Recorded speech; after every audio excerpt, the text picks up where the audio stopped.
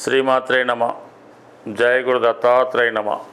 ఈ వీడియోలో మనం కన్యా రాశి వారికి జూలై 20వ తారీఖు నుంచి 26 మధ్యలో జరగబోయే వార ఫలాలు పరిశీలించినప్పుడు మరి కన్యా రాశి వారికి లాభస్థానంలో శుభగ్రహాలైనటువంటి రవి బుధుల కలయిక, ఈ బుధాదిత్య యోగ ప్రభావం వల్ల జాతకుడు ఇప్పుడు ఏదైతే సమస్యతో ఇబ్బంది పడుతున్నాడో ఆ సమస్యని ఇతరుల సహకారం లేకుండా స్వతంత్రంగానే దాన్ని సాధించే అవకాశం ఎక్కువగా ఉన్నది.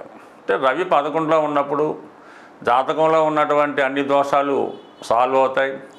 ఇతర గ్రహాలు కూడా జాతకుడికి సహకరించడం జరుగుతూ ఉంటుంది. ముఖ్యంగా ప్రభుత్వ సహకారం లభిస్తుంది. ప్రభుత్వ పథకాలు మీకు అనుకూలంగా రావడం జరుగుతూ ఉంది. అంటే రాష్ట్రాధిపతి బుధుడు రవితో కలిసినప్పుడు జాతకుడికి వ్యక్తిగత సామర్థ్యం పెరుగుతుంది. తనలో ఉన్నటువంటి సామర్థ్యంతో ఎంత విషయాన్నైనా సాధించే ప్రయత్నంలో చాలా కాన్ఫిడెన్స్గా ఉండడం జరుగుతూ ఉంటుంది. అంటే వ్యక్తిగతంగా తన సామర్థ్యం పెరుగుతుంది.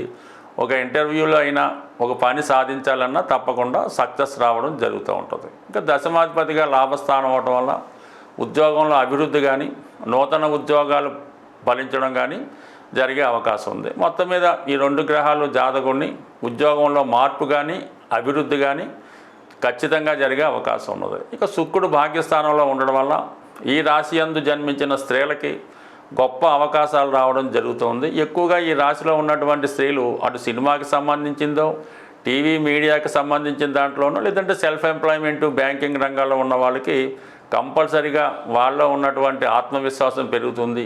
కొత్త అవకాశాలు రావడం జరుగుతుంది.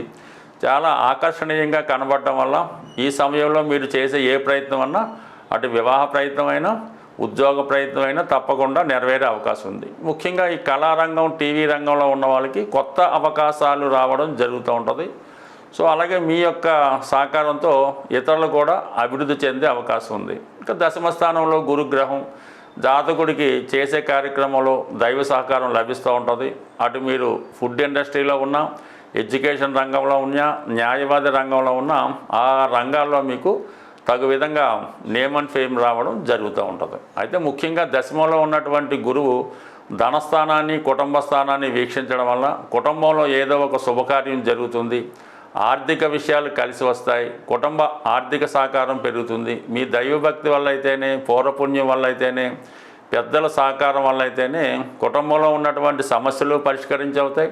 చాలా కాలంగా ఏదైతే ఒక సమస్య మీ కుటుంబంలో ఇబ్బంది పడుతుందో అది కంపల్సరీగా ఈ సమయంలో సాల్వ్ అవ్వడం జరుగుతూ ఉంటుంది. అంటే సందర్భాల్లో కుటుంబ సభ్యుల సంఖ్య పెరుగుతూ ఉంటుంది. అది వివాహం వల్ల, మీ కుటుంబంలో ఒకరి సంతానం కలగడం వల్ల, లేదంటే గతంలో దూరమైనటువంటి మీ కుటుంబ సభ్యులు తిరిగి కలుసుకోవడం వల్ల కుటుంబం అంతా ఆనందంగా ఉండడం, సంతోషంగా ఉండడం జరుగుతూ ఉంటుంది. అయితే వ్యయస్థానంలో ఉన్నటువంటి కుజుడు తృతీయాధిపతిగా వ్యయస్థానంలో ఉండడం వల్ల సెల్ఫ్ మిస్టేక్స్ వల్ల, అన్నదమ్ముల వల్ల, మిత్రుల వల్ల నష్టపోయే అవకాశం ఉంది. అలాగే మీకు అష్టమాధిపతిగా వ్యయస్థానంలో ఉన్నప్పుడు ఒక విధమైన విపరీత రాజయోగం ఏర్పడినప్పుడు కూడా అష్టమంలోకి వచ్చినటువంటి కుజుడు చాలా కాలంగా మీరు రుణ బాధల నుంచి ఉంటే వాటి నుంచి బయటపడతారు. తప్పనిసరి పరిస్థితుల్లో భూమి కానీ స్థిరాస్తి కానీ కొనే అవకాశం అది ఉంటుంది. అంటే ఏదైనా ఒక భూమి సంబంధించిన సెటిల్మెంట్లో కొంత స్థిరాస్తి మీరు కొనడం కానీ దాని మీద ఖర్చు పెట్టడం కానీ జరగవలసి ఉంటుంది. బట్ ఏదైనా ఈ విషయంలో చాలా జాగ్రత్తగా వ్యవహరించాలి. అంటే ఈ భూమికి సంబంధించిన విషయంలోనే దగ్గర వాళ్ళతో అన్నదమ్ములతో విభేదాలు వచ్చే అవకాశం ఉంది. అది పంచుకునే విషయంలోనూ ఎవరు బాధ్యత తీసుకోవాలనే విషయంలో కొన్ని ఇబ్బందులు రావచ్చు. దాన్ని సావకాశంగా పరిష్కరించుకోండి. అయితే 6లో ఉన్నటువంటి రాహు ఏదైనా మీరు అనుకున్నదే జరుగుతుంది. ఇతరులు ఎంత తాపత్రయపడినా, మిమ్మల్ని ఏ విధంగా బెదిరించినా, ఇబ్బంది పెట్టినా, నష్టపెట్టినా చివరికి వారే నష్టపోతారు తప్ప మీకు ఎదుటివారి యొక్క నష్టం మీకు లాభంగా మారే అవకాశం ఉంటుంది. ఇక సప్తంలో శని వక్రగమనం వల్ల వివాహ ప్రయత్నాలు కొంతకాలం పాటు వాయిదా వేసుకోవడం మంచిది. స్వస్తి. ఈ సమయంలో ప్రతి రాశుల వారికి, ప్రతి లగ్నాల వారికి వివాహ సమస్య, ఆర్థిక సమస్య 2 ప్రధానంగా వేధించడం జరుగుతూ ఉంది. కొన్నిసార్లు ఇతర మతస్థులు కూడా మన మీద నమ్మకంతో వారి యొక్క సమస్యకి ఏదైనా పరిహారం చెప్పమని అడగడం జరుగుతుంది. ఇప్పుడు ఈ పరిహారం అన్ని మతాల వారు ఆశించడం వల్ల, చేయడం వల్ల వారికి వివాహం అన్నది తొందరగా జరిగే అవకాశం ఉన్నది. ఈ వివాహం తొందరగా జరగడానికి మీరు పుట్నాల పప్పు అంటే వేపిన శనగపప్పు, కొబ్బరి కోరు చాలా మంచిది. ఎక్కడ ఏ విధంగా కూడా అశుచి లేకుండా శుభ్రమైన కొబ్బరి కోరు, శుభ్రమైన పంచదార, ఈ 3 సమాన పాలులో కలిపి ఒక మంగళవారం రోజు లేదైతే మీ యొక్క నక్షత్రానికి సాధన తార వచ్చే రోజు లేదైతే అష్టమి నాడు ఈ ప్రక్రియ తయారు చేసి ఎంబట్నే ముస్లిం సోదరులు అయితే ఏదైనా ఒక దర్గాలో అక్కడ ఉన్నటువంటి భక్తులకి పంచవలసి ఉంటుంది. అలాగే క్రిస్టియన్ సోదరులు అయితే వారి యొక్క చర్చిలో వారి మతస్థులకో వారి బంధువులకో పంచిపెట్టవలసి ఉంటుంది. హిందువులు కూడా నిరభ్యంతరంగా చేసుకోవచ్చు, ఏం పర్వాలేదు. ఈ ప్రక్రియ చేయడం వల్ల ఎక్కడ ఉన్నా సరే ఈ వివాహం అన్నది తొందరగా జరిగే అవకాశం ఉంది. ఇది కూడా పాటించాలి మనం. ఏదో ఏ రోజు పడితే ఆ రోజు కాకుండా సాధన తార, మంగళవారం, అష్టమి ఇవి తొందరగా ఫలితాన్ని ఇస్తూ ఉంటాయి. మీకు ఆ పనిలో విజయం లభిస్తూ ఉంటుంది అన్నమాట. సో అలాగే ఆర్థికపరమైన సమస్య ఉన్నవాళ్ళు కూడా అటుకులు అంటే శనగపప్పు అటుకులు పెట్టాలి. బెల్లం, కొబ్బరి కోరు ఈ 3 సాధారణంగా మిక్సర్లా తయారు చేసి ఏదైనా ఒక ఆలయంలో, మన హిందువులైతే ఏ టెంపుల్ అయినా పర్వాలేదు, అయితే తొందరగా ధనాన్ని ఇచ్చే ఆపద్బాంధవుడు వెంకటేశ్వర స్వామి, విష్ణుమూర్తి, సత్యనారాయణ స్వామి టెంపుల్లో పంచిపెట్టడం మంచిది.